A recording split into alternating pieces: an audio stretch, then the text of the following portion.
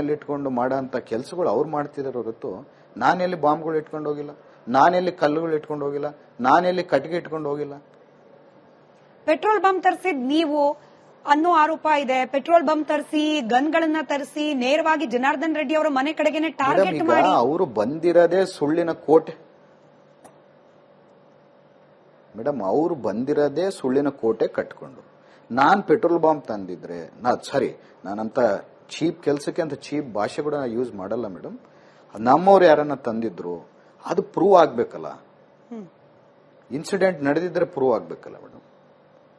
ಯಾಕಂದ್ರೆ ನನಗೆ ಇವತ್ತು ಹೆಂಗ್ ಅನಿಸ್ತಿದೆ ಅಂತಂದ್ರೆ, ನಾನು ಯಾವತ್ತು ಇಷ್ಟು ಅಭಿವೃದ್ಧಿ ಕೆಲಸಗಳು ಬಳ್ಳಾರಿದಾಗ ಮಾಡಿದಾಗ ಕೂಡ ನಾನು ಯಾವ ಮೀಡಿಯಾಗ ಕೂಡ ನಾನು ಎಕ್ಸ್ಪೋಸ್ ಆಗೋನಲ್ಲ ಮೇಡಮ್. ಯಾಕಂದ್ರೆ ಲೋ ಪ್ರೊಫೈಲ್ ಇಟ್ಕೊಂಡು ನಾನು ಬಳ್ಳಾರಿಯಾಗ ಕೂಡ ನಾನು ತಿರುಗಾಡೋದು ನೀವು ನೋಡ್ಬೋದು. ನೀವು ಯಾರಿಗನ್ ಕೇಳಿದ್ರೆ ಹೇಳ್ತಾರೆ, ನಾನು ಒಬ್ಬೊಬ್ಬನೇ ಬೈಕ್ ಹಾಕೊಂಡು ಸ್ಲಮ್ಗಳನ್ನಾಗ ಹೋಗ್ತಿರ್ತೀನಿ, ಬಹಳ ಸಿಂಪಲ್ ಆಗಿರ್ತೀನಿ. ಇವತ್ತು ಇದು ಇಷ್ಟು ಹೈಪ್ ತಗೊಂಡು ನಾನು ಒಂದು ಮೀಡಿಯಾ ಮುಂದೆ ನನ್ನ ಬಗ್ಗೆ ಎಕ್ಸ್ಪ್ಲನೇಷನ್ ಕೊಟ್ಟಬೇಕಂದ್ರೆ ನನಗೆ ಒಂದು ರೀತಿಯಲ್ಲಿ ನೋವು ಆಗ್ತದೆ. ಈಗ ನಿಮ್ಮ ಆಪ್ತರು ಅಂತ ಹೇಳಿಸ್ಕೊಳ್ತಾ ಇರುವ ಚಾನಲ್ ಶೇಖರ್ ಅವರು ಒಂದಷ್ಟು ಆರೋಪಗಳ ಬಗ್ಗೆ ಪ್ರಶ್ನೆ ಇದೆ ಸರ್. ಶೇಖರ್ ಅವರು ಹೇಳ್ತಾರೆ, ತೆಲಂಗಾಣದಿಂದ ಜನಾರ್ದನ್ ರೆಡ್ಡಿ ಅವರು ಜನರನ್ನ ಕರೆಸಿದ್ರು. ಒಂದೇ ನಿಮಿಷ ಮೇಡಮ್, ಹಾಗೆ ಬ್ಯಾನರ್ ಮೇಡಮ್ ಒಂದೇ ನಿಮಿಷ, ನಂದು ಕಂಪ್ಲೀಟ್ ಆಗಿಲ್ಲ. ನಮ್ಮ ಸತೀಶ್ ರೆಡ್ಡಿ ಅಂತೇಳಿ ಅವನು ಹಾಸ್ಪಿಟ್ಲಾಗ ಇರ್ತಾನೆ, ನಮ್ಮ ಹುಡುಗ ತೀರ್ಕೊಂಡು ಹೋಗ್ತಾನೆ. ಇಷ್ಟೆಲ್ಲ ನೋವುಗಳು ನಮಗಿದ್ರು ಮತ್ತೆ ಅವರೇ ಪ್ರೆಸ್ ಮೀಟ್ ಅನ್ನು ಮಾಡಿ ನಮ್ ವಿರುದ್ಧ ಇಲ್ಲ ಭರತ್ ರೆಡ್ಡಿ ನಮ್ಮನ್ನ ಸಾಯಿಸಾಕ್ ಬಂದಿದ್ದ, ಭರತ್ ರೆಡ್ಡಿ ಈ ರೀತಿಯಲ್ಲಿ ಮಾಡ್ದ. ಭರತ್ ರೆಡ್ಡಿ ಬಂದಿದ್ದು 8:30 9 ಗಂಟೆಗೆ. ಸತೀಶ್ ರೆಡ್ಡಿ ಅವ್ರನ್ನ ಕಲ್ಲು ಹಾಕಿ ಯಾಕೆ 4:30 5 ಗಂಟೆಗೆ ಅವ್ರಿಗೆ ತಲೆ ಹೊಡೆದು ಹಾಕಿದ್ರು. ಅಷ್ಟಕ್ ಮುಂಚೆ ನಮ್ಮ 2:30 3 ಗಂಟೆಗೆ ಲೋಕೇಶ್ ಅನ್ನೋ ಹುಡುಗನ್ಗೆ ಫೋನ್ ಮಾಡಿ ನನ್ನ ಮನೆ ಮುಂದೆ ಬ್ಯಾನರ್ ಹಾಕ್ಬಾರ್ದು ಅಂತೇಳಿ ಖುದ್ದು ಅವರು ಶಾಸಕರು ಜನಾರ್ದನ್ ರೆಡ್ಡಿ ಅವರು ಹೇಳ್ತಾರೆ. ಯಾಕಂದ್ರೆ ಅವರು ಹೆಸರು ನನಗೆ ಎದಕ್ಕಷ್ಟು ಗೊತ್ತಾಗಲ್ಲ ಅಂತ ಮೇಡಮ್. ನಾವು ರಾಜಕೀಯ ಚಾಲ್ತಿಗೆ ಬಂದಾಗಿಂದ ಬಳ್ಳಾರಿಯಾಗಿಲ್ಲ, ಅವರು ಬೇರೆ ಕಡೆ ಏನೋ ಕೋರ್ಟ್ ವಿಚಾರದಲ್ಲಿ ಅವರು ಬಹಿಷ್ಕಾರ ಹಾಕಿದ್ರು, ಕೋರ್ಟ್ ಇಂದ ಹೊರಗಡೆನೆ ಇದ್ರು. ನಮ್ಗೆ ಅದಕ್ಕೆ ಅಷ್ಟು ಫ್ಲೂಯೆಂಟ್ ಆಗಿಲ್ಲ ಅವರು. ಮತ್ತೆ ಗಂಗಾವತಿ ಶಾಸಕರು ನಮ್ಮ ಜಿಲ್ಲೆಗೆ ಕೂಡ ಅಷ್ಟು ಪರಿಚಯ ಇಲ್ಲ. ಈಗ ಯುವ ಪೀಳಿಗೆಗೆ ಪರಿಚಯ ಇಲ್ಲ, ಅದಕ್ಕೆ ಸ್ವಲ್ಪ ಮಿಸ್ಟೇಕ್ ಆಯ್ತು, ಕ್ಷಮಿಸಿ. ಅದರ ಜೊತೆಗೆ ನೀವು ತೊಂದರೆ ಆಗಿರೋದು ನಮ್ಮವ್ರಿಗೆ, ಹಾಸ್ಪಿಟಲ್ ಆಗಿರೋದು ನಮ್ಮವರು. ಪ್ರೆಸ್ ಮೀಟ್ಗಳಿಟ್ಟು ಭರತ್ ರೆಡ್ಡಿ ಭಸ್ಮ ಮಾಡ್ತಾನೆ ಅಂತ ಹೇಳಿದಾನೆ, ಪ್ರೆಸ್ ಮೀಟ್ ಇಟ್ಟು ಭರತ್ ರೆಡ್ಡಿ ಶೂಟ್ ಮಾಡಕ್ ಬಂದಿದ್ದಾನಂತೆ ಬರೀ ಕೈಯಿಂದ. ಮೇಡಮ್ ಹೊಸಪೇಟೆಯಿಂದ ನಾನು ಬಂದಿದ್ದವನು ಡ್ರೈವರ್ನು ಕೂಡ ಕರ್ಕೊಂಡ್ ಬಂದಿಲ್ಲ, ಟೈಮ್ ಆಗುತ್ತೆ ಅಂತೇಳಿ ಒಬ್ನೇ ನಡ್ಸ್ಕೊಂಡ್ ಬಂದಿನಿ.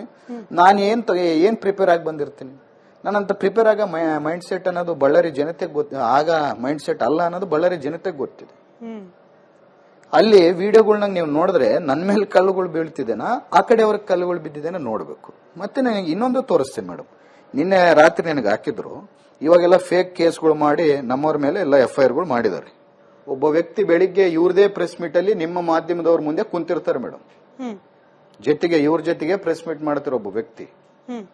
ಅದೇ ವ್ಯಕ್ತಿ ಸಾಯಂಕಾಲ ವಿಜೇಂದ್ರ ಅವರು ಬರೋ ಟೈಮ್ಗೆ ಹಾಸ್ಪಿಟಲ್ ಅಲ್ಲಿ ಇರ್ತಾರೆ. ಬೆಳಿಗ್ಗೆ ಇರೋದಿಲ್ಲ, ಸಾಯಂಕಾಲಕ್ಕೆಲ್ಲ ಪ್ರತ್ಯಕ್ಷ ಆಗುತ್ತೆ. ಇನ್ನೊಬ್ಬ ಹೆಣ್ಮಗಳು ಪಾಪ ಅವ್ರಿಗೆ ಗೊತ್ತಿರೋದಿಲ್ಲ, ಹೇಳ್ಕೊಟ್ಟಿರ್ತಾರೆ. ಇನ್ನೊಬ್ಬ ಹೆಣ್ಮಗಳು ಇಲ್ಲೇ ಪ್ರೆಸ್ ಮೀಟ್ ಅಲ್ಲಿ ಕೂಡ್ತಾರೆ. ಮತ್ತೆ ಸಾಯಂಕಾಲ ಎಲ್ಲ ಪಾಪ ಇವರು ಸುಳ್ಳಿನ ಕೋಟೆ ಸರ್ದಾರರು ಏನ್ ಹೇಳಿರ್ತಾರೋ ಆ ಮಾತನ್ನು ಕೇಳ್ಕೊಂಡು ಮತ್ತೆ ಹಾಸ್ಪಿಟಲ್ಗೆ ಅಡ್ಮಿಟ್ ಆಗ್ತಾರೆ. ಬೆಳಿಗ್ಗೆ ಆರಾಮಾಗಿದ್ದವರು, ಬೆಳಿಗ್ಗೆ ತಲೆಗೆ ಏನ್ ಪೆಟ್ಟು ಬೀಳ್ದಿದ್ದವರು ಸಾಯಂಕಾಲಕ್ಕೆಲ್ಲ ಹಾಸ್ಪಿಟಲ್ಗೆ ಹೆಂಗ್ ಅಡ್ಮಿಟ್ ಆಗ್ತಾರೆ. ವಿಜಯೇಂದ್ರ ಅವರು ಕೂಡ ನಾನೊಂದು ಕೇಳಕ್ಕೆ ಇಚ್ಛೆ ಪಡ್ತೀನಿ. ಅವ್ರ ಬಗ್ಗೆ ಕೂಡ ಗೌರವ ಇದೆ, ಅವ್ರ ತಂದೆಯವ್ರ ಬಗ್ಗೆ ಕೂಡ ಬಹಳಷ್ಟು ಗೌರವ ಇದೆ. ಅವರು ಹಿರಿಯ ನಾಯಕರಿದ್ದಾರೆ, ಯಡಿಯೂರಪ್ಪನವರು. ವಿಜಯೇಂದ್ರ ಅಣ್ಣವರು ನಾನೊಂದು ಕೇಳಕ್ಕೆ ಇಚ್ಛೆ ಪಡ್ತೀನಿ, ಯಾವುದೇ ರೀತಿಯಲ್ಲಿ ಯಾರನ್ನೇ ಟೀಕೆ ಮಾಡ್ರಿ, ನನ್ನೇ ಟೀಕೆ ಮಾಡ್ರಿ, ನಾನೊಂದು ಗೂಂಡ ಅನ್ರಿ, ಇನ್ನೊಂದನ್ರಿ. ಅಷ್ಟಕ್ಕೆ ಮುಂಚೆ ಭರತ್ ರೆಡ್ಡಿ ಏನ್ ಮಾಡಿದಾನೆ, ಜನಾರ್ದನ್ ರೆಡ್ಡಿ ಏನ್ ಮಾಡಿದಾನೆ, ರಾಮುಲು ಏನ್ ಮಾಡಿದಾನೆ ಅಂತೇಳಿ ಸ್ವಲ್ಪ ಒಂದು ಫ್ಯಾಕ್ಟ್ ಚೆಕ್ ಮಾಡ್ಕೊಂಡು ಮಾತಾಡಿದ್ರೆ ಚೆನ್ನಾಗಿರುತ್ತೆ. ನಾವು ವಿಜೇಂದ್ರ ಅಣ್ಣವರು ಈಗೆಲ್ಲ ಯುವಕರು ರಾಜಕಾರಣಕ್ಕೆ ಬಂದಿದ್ದೀವಿ. ಈಗ ನಾವೆಲ್ಲ ಹೆಂಗಂತಂದ್ರೆ ಇಷ್ಟಕ್ಕೆ ಮುಂಚೆ ಹಳೆ ಕಾಲದಲ್ಲಿ ನಡೆದೋಗ್ತಿತ್ತು, ಏನೋ ಸುಮ್ನೆ ಏಕಾಏಕಿ ಬಂದು ಅದು ಮಾತಾಡಿದ್ವಿ ಇದು ಮಾತಾಡಿದ್ವಿ ಅಂತೇಳಿ ಹಳೆ ಕಾಲದಾಗ ನಡೆದೋಗ್ತಿತ್ತು ಹೊರತು ಈಗ ನಾವು ರಾಜಕಾರಣವನ್ನು ಬದಲಾವಣೆ ಮಾಡಬೇಕು. ಒಂದು ಹೊಸ ರಕ್ತ ರಾಜಕೀಯಕ್ಕೆ ಬರ್ಬೇಕಂತೇಳಿ ಉತ್ಸಾಹ ಇಟ್ಕೊಂಡು ರಾಜಕಾರಣ ಅಂದ್ರೆ ಪ್ರತಿಯೊಬ್ಬರೇ ಆ ಫೀಲ್ಡೇ ಬೇಡಪ್ಪ ಅನ್ನೋ ಟೈಮಲ್ಲಿ ನಾವು ನಮ್ಮ ರಾಜಕಾರಣವನ್ನು ನಾವು ಹೊಸ ಯುವಕರು ಬಂದ್ರೆ ಚೆನ್ನಾಗಿರುತ್ತೆ ಅಂತೇಳಿ ನಮ್ಮ ಪಾರ್ಟಿಗಳೆಲ್ಲ ಅವಕಾಶ ಕೊಟ್ಟಾಗ ಬಂದಾಗ ವಿಜೇಂದ್ರನ್ ಅವ್ರು ಕೂಡ ತಿಳ್ಕೊಬೇಕಾಗುತ್ತೆ. ಅವರು ಫಸ್ಟ್ ಟೈಮ್ MLA ಇದ್ದಾರೆ. ಬಹಳ ಫಸ್ಟ್ ಟೈಮ್ MLA ಅಂದ್ರೆ ನಾನು ಹಂಗ್ ಮಾತಾಡ್ತಾ ಇಲ್ಲ, ಅವರು ಬಹಳ ದೊಡ್ಡ ನಾಯಕರು, ಬಿಜೆಪಿ ರಾಜ್ಯಾಧ್ಯಕ್ಷರಿದ್ದಾರೆ. ಅವ್ರು ಕೂಡ ಯಾರ ಬಗ್ಗೆನ ನಮ್ಮಂತ ಚಿಕ್ಕ ಹುಡುಗರ ಬಗ್ಗೆ ಮಾತಾಡುವಾಗ ನೋಡಪ್ಪ ಏನೇನು ನಡೆದಿದೆ, ನಾವೊಂದು ಫ್ಯಾಕ್ಟ್ ಚೆಕ್ ಮಾಡ್ಕೊಂಡು ಮಾತಾಡಿದ್ರೆ ನಮಗೂ ಮನಸ್ಸಿಗೆ ಏನೋ ಮಾಡಿಲ್ದಾಗ ಒಂದು ಅಂತ ಅವ್ರು ಬಂದು ಮಾತಾಡಿದಾಗ ನಮಗೂ ಒಂದು ನೋವಾಗುತ್ತೆ ಅಂತ ಹೇಳಕ್ ಇಚ್ಛೆ ಪಡ್ತೀನಿ ಮೇಡಮ್. ಹೊಸ ರಕ್ತ ರಾಜಕೀಯಕ್ಕೆ ಬರಬೇಕು ಅಂತ ಹೇಳ್ತಾ ಇದ್ರಿ, ಆದ್ರೆ ಬಳ್ಳಾರಿಯಲ್ಲಿ ರಾಜಕೀಯ ಮಾಡಬೇಕು ಅಂದ್ರೆ ರಕ್ತ ಹರಿಸೋದು ಅನಿವಾರ್ಯನಾ ಭರತ್ ರೆಡ್ಡಿ ಅವರೇ? ಮೇಡಮ್, ಬಳ್ಳಾರಿಯಲ್ಲಿ ರಾಜಕೀಯ ಮಾಡಬೇಕಂದ್ರೆ ರಕ್ತ ಹರಿಸೋದು ಅವಶ್ಯಕತೆನೇ ಇಲ್ಲ. ಸಾಮಾನ್ಯವಾಗಿದ್ದಂತ ಸಾಮಾನ್ಯ ವ್ಯಕ್ತಿ ಕೂಡ ಬಳ್ಳಾರಿಯಲ್ಲಿ ಗೆಲ್ಬಹುದು. ಯಾಕಂದ್ರೆ ಬಳ್ಳಾರಿ ಜನ ಎಷ್ಟು ಮುಗ್ಧರಂದ್ರೆ ಯಾರನ್ನವರು ಕರೆಕ್ಟ್ ಟೈಮಾಗಿ ಹೋಗಿ ರೆಸ್ಪಾಂಡ್ ಮಾಡಿದ್ರೆ ಅಂತವ್ರಿಗೆ ಅವರು ಆದ್ಯತೆಯನ್ನು ಕೊಡ್ತಾರೆ. ಇಲ್ಲಿ ಮಜಲ್ ಪವರ್ ಇರಬೇಕು, ಮನಿ ಪವರ್ ಇರ್ಬೇಕಂತೆಲ್ಲ, ಜನನ್ ಗೆಲ್ಬೇಕು. ಇಲ್ಲಿ ಜನರಿಗೆ ಯಾವತ್ತು ಅವೈಲಬಿಲಿಟಿ ಆಗಿರ್ಬೇಕು. ಜನಗೆ ಅವೈಲಬಿಲಿಟಿ ಇಲ್ದಂಗೆ ಆ ಕಾಲದಲ್ಲಿ ಇವರು ಯಾರಿಗೂ ಸಿಕ್ಕದಂಗೆ ಹೆಲಿಕಾಪ್ಟರ್ ಅದರಲ್ಲಿ ತಿರುಗಾಡ್ತಿದ್ರಲ್ಲ, ಅದಕ್ಕೆ ಜನ ಇವ್ರನ್ನ ತಿರಸ್ಕಾರ ಮಾಡಿ ಇವತ್ತುವರೆಗೆ ಅವ್ರಿಗೆ ಅಧಿಕಾರವನ್ನು ಕೊಟ್ಟಿಲ್ಲ. ನಮಗೆ ಜನರ ಅಧಿಕಾರವನ್ನು ಕೊಟ್ಟಿದ್ದಾರೆ. ಇಡೀ ಜಿಲ್ಲೆಯಲ್ಲಿ 5 ಶಾಸಕರು ಕಾಂಗ್ರೆಸ್ ಅವರು ಇದೀವಿ, MP ಕೂಡ ಕಾಂಗ್ರೆಸ್ ಅವರು ಇದ್ದಾರೆ. ನಾನು MLAಗೆ ನನಗೆ ಮೆಜಾರಿಟಿ ಕೊಟ್ಟರು. MP ಎಲೆಕ್ಷನ್ ಅಲ್ಲಿ ಅವರು ಓನ್ ಕ್ಷೇತ್ರದವ್ರು MP ಅವ್ರ ಲೋಕಲ್ ಅವ್ರು, ನಮ್ಮ ಲೋಕಲ್ ಅವರೇ ರಾಮುಲು ಅವರು MP ನಿಂತರು. ಬಳ್ಳಾರಿ ನಗರದಲ್ಲಿ 20,000 ಮೆಜಾರಿಟಿ MP ಎಲೆಕ್ಷನ್ ಅಲ್ಲಿ ನನಗೆ ಕೊಟ್ಟರು. ಬಳ್ಳಾರಿ ಜನತೆ ನನ್ನ ಅಷ್ಟು ಕೆಟ್ಟವನ ಅನ್ಕೊಂಡಿದ್ರೆ ಯಾಕೆ ಕೊಡ್ತಿದ್ರು? ಇಡೀ ರಾಜ್ಯದಲ್ಲಿ ಬಳ್ಳಾರಿ ನಗರದಲ್ಲಿ ಇವತ್ತು ಬಂದು ತಾವು ನೋಡಿದ್ರೆ ಇಷ್ಟಕ್ಕೆ ಮುಂಚೆ ಬಂದಿದ್ದು ಬಳ್ಳಾರಿ, ಇಷ್ಟು ಆದ್ಮೇಲೆ ಬಳ್ಳಾರಿ ಯಾವ ರೀತಿ ಇದೆ ಅಂತ ಹೇಳಿ ತಾವು ನೋಡ್ಕೋಬಹುದು. ಇವೆಲ್ಲ ಅಭಿವೃದ್ಧಿ ಕೆಲಸಗಳು. ಒಂದು ಅವರೆಲ್ಲ ಸುಳ್ಳು ಒಂದು ಮಾತು ಹೇಳ್ತಿದ್ರು, ನಾವು ತುಂಗಭದ್ರೆಯಿಂದ ನೀರು ತರ್ತೀವಿ ಅಂತೇಳಿ 15 ವರ್ಷ ಜನಕ್ಕೆ ಸುಳ್ಳು ಹೇಳಿದ್ರು. ಅದನ್ನ ಕನಸನ್ನು ಇವತ್ತು ಬಳ್ಳಾರಿ ಜನತೆಗೆ ನಿಜ ಮಾಡ್ತಿದ್ವಿ. ಫಸ್ಟ್ ಫೇಸ್ ಅಲ್ಲಿ 270 ಕೋಟಿ ಟೆಂಡರ್ ಅನ್ನು ಕರ್ಕೊಂಡು ಅದು ಭೂಮಿ ಪೂಜೆಯನ್ನು ಮಾಡ್ಕೊಂತಿದ್ವಿ. ಇನ್ನ ನೆಕ್ಸ್ಟ್ ಫೇಸ್ ಅಲ್ಲಿ 1200 ಕೋಟಿ ಬಲ್ಕ್ ವಾಟರ್ ಅನ್ನು ಬಳ್ಳಾರಿಗೆ ತರ್ತಿದ್ವಿ. ಇಷ್ಟು ದೊಡ್ಡ ಮಟ್ಟದಲ್ಲಿ ಭರತ್ ರೆಡ್ಡಿ ಅವರು ಕಾಂಗ್ರೆಸ್ ಪಕ್ಷದವರು ಅಭಿವೃದ್ಧಿಯನ್ನು ಮಾಡ್ತಿದ್ದಾರೆ. ಈ ತರ ಅಭಿವೃದ್ಧಿ ಮಾಡ್ತಿದ್ದಾರೆ, ಮತ್ತೆ ಪುತ್ಥಳಿಗಳನ್ನ ಮಾಡ್ತಾರೆ, ಒಳ್ಳೆ ಒಳ್ಳೆ ಕಾರ್ಯಕ್ರಮಗಳು ಮಾಡ್ತಾರೆ ಅಂದಾಗ ಇವ್ರಿಗೆ ಸಹಿಸ್ಕೊಳಕ್ ಆಗ್ತಾ ಇಲ್ಲ. ಅವ್ರಿಗೆ ಒಂದು ಮಾತು ಹೇಳಕ್ ಇಚ್ಛೆ ಪಡ್ತೀನಿ. ರಕ್ತ ಅನಿವಾರ್ಯ ಅಲ್ಲ ಅಂದ್ರಿ, ಸರಳ ರಾಜಕೀಯ ಅಲ್ಲಿ ನಡೆಸಬಹುದು ಅಂತಂದ್ರಿ. ಆದ್ರೆ ನಾರಾ ಭರತ್ ರೆಡ್ಡಿ ಅವರೇ ಪದೇ ಪದೇ ಬಳ್ಳಾರಿ ರಾಜಕಾರಣಿಗಳ ಬಾಯಲ್ಲಿ ರಾಕ್ಷಸರು ರಾಕ್ಷಸರು ಅಂತ ಬರ್ತಾನೆ ಇರುತ್ತೆ.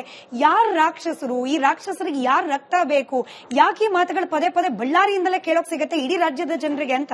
ಮೇಡಮ್, ನನಗೆ ನೋಡಿ, ನನ್ನ ಮೇಲೆ ಏನ್ ಕ್ರಿಮಿನಲ್ ಕೇಸಸ್ ಇಲ್ಲ, ಫಾಲ್ಸ್ ಕೇಸಸ್ ಏನ್ ಎಲೆಕ್ಷನ್ ಟೈಮಲ್ಲಿ 2-3 ಇವರೇ ಹಾಕ್ಸಿದ್ರು ಬೇರೆಯವ್ರ ಕಡೆ, ಅವು ಕೂಡ ಕೋರ್ಟ್ ಹೊಡೆದಾಕಿದೆ. ನನ್ನ ಇತಿಹಾಸದಲ್ಲಿ ನನ್ನ ಮೇಲೆ ಒಂದು ಯಾರ ಹತ್ರ ಜಗಳಕ್ಕೆ ಹೋಗಿದ್ದ ಕೇಸು ಇಲ್ಲ. ಒಂದು ಕೇಸ್ ಏನ ನನ್ನ ಮೇಲೆ, ನನ್ನ ಸ್ಕೂಲ್ ಲೈಫ್ ಇಂದ ಇವಾಗವರೆಗೆ ಜಗಳಕ್ಕೆ ಹೋಗಿದ್ದ ಭರತ್ ರೆಡ್ಡಿ ಅಂತ ಒಂದು ಕೇಸ್ ಕೂಡ ತೋರಿಸ್ಬಿಟ್ರೆ ನಾನು ಇವತ್ತೇ ರಾಜೀನಾಮೆ ಕೊಡ್ತೀನಿ. ನನ್ನ ಮೇಲೆ ಒಂದು ಇಂಥ ಜಗಳಕ್ಕೆ ಹೋಗಿದ್ದ ಕೇಸು, ಇನ್ನೊಂದು ಕೇಸು ನನ್ನ ಮೇಲೆ ಯಾವುದೂ ಇಲ್ಲ. ಇವರು ಬೇರೆಯವ್ರನ್ನೆಲ್ಲ ಇಟ್ಕೊಂಡು ನನ್ನ ಮೇಲೆ ಯಾವುದೋ ಪ್ರಾಪರ್ಟಿ ಡಿಸ್ಪ್ಯೂಟ್ ಅಲ್ಲಿ ಒಂದು ಕೇಸನ್ನು ಎಲೆಕ್ಷನ್ ಟೈಮಲ್ಲಿ ನನ್ನ ಮೇಲೆ ಎಲೆಕ್ಷನ್ 3 ತಿಂಗಳ ಮುಂಚೆ ಕ್ರಿಮಿನಲ್ ಕೇಸ್ ಹಾಕಿಸಿ, ಅದು ನನ್ನ ಅಫಿಡವಿಟ್ ಅಲ್ಲಿ 2-3 ಕ್ರಿಮಿನಲ್ ಕೇಸ್ ತೋರಿಸಬಹುದು. ಇವತ್ತಿಗೆ ಮತ್ತೆ ಮೊನ್ನೆ ಹೊಸ ಅಫಿಡವಿಟ್ ನಾವು ಸಬ್ಮಿಟ್ ಮಾಡಿದೀವಿ ಲೋಕಾಯುಕ್ತರು ಅಲ್ಲ, ಅದ್ರಲ್ಲಿ ಆ ಕೇಸ್ಗಳ ಹೊಡೆದೋಗಿದೆ ಅಂತೇಳಿ ತೋರಿಸಿದೀವಿ. ನನ್ನ ಮೇಲೆ ಒಂದು ಕೇಸ್ ಇಲ್ಲ, ನನಗೆ ಅಂತ ಮೆಂಟಾಲಿಟಿನೂ ಇಲ್ಲ. ಆದ್ರೆ ಇವ್ರದೆಲ್ಲ ಚರಿತ್ರೆ ತಗೊಂಬರ್ರಿ. ಜನಾರ್ದನ್ ರೆಡ್ಡಿ ಮೇಲೆ ಎಷ್ಟು ಕೇಸ್ಗಳಿದೆ, ರಾಮುಲು ಅವ್ರ ಮೇಲೆ ಎಷ್ಟು ಕೇಸ್ಗಳಿದೆ, ಅವ್ರ ಅಸೋಸಿಯೇಟ್ಸ್ ಅವ್ರ ಮೇಲೆ ಎಷ್ಟು ಕೇಸ್ಗಳಿದೆ ಅಂತೇಳಿ ನಾವು ನೋಡಬೇಕಾಗುತ್ತೆ. ಅವ್ರ ಮೇಲೆ ಎಷ್ಟು ಕ್ರಿಮಿನಲ್ ಕೇಸ್ಗಳಿದೆ, ಇಷ್ಟಕ್ಕೆ ಮುಂದೆ ಎಷ್ಟು ಮಂದಿ ಮೇಲೆ ಮರ್ಡರ್ ಮಾಡಿಸಿದ್ದಾರೆ, ಎಷ್ಟು ಮಂದಿ ಪ್ರಾಣ ತಗೊಂಡಿದ್ದಾರೆ, ಎಷ್ಟು ಮಂದಿ ಹೆಣ್ಮಕ್ಳು ತಮ್ಮ ಕುಂಕುಮವನ್ನು